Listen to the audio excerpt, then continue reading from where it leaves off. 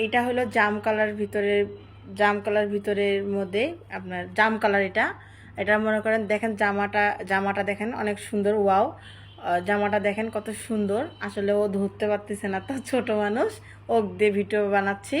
আর দেখেন ওড়নাটা দেখেন অনেক সুন্দর। ওড়নাটা মনে করেন অনেক সুন্দর, 5 হাত হবে। ওড়নাটা অনেক বড়। এই দেখেন জামা, এই যে এটা হলো সালোয়ারের কাপড়, এটা হাতার কাপড়, আর এটা হচ্ছে সালোয়ারের কাপড়। এটা হবে সালোয়ার। বুঝছেন আপনারা?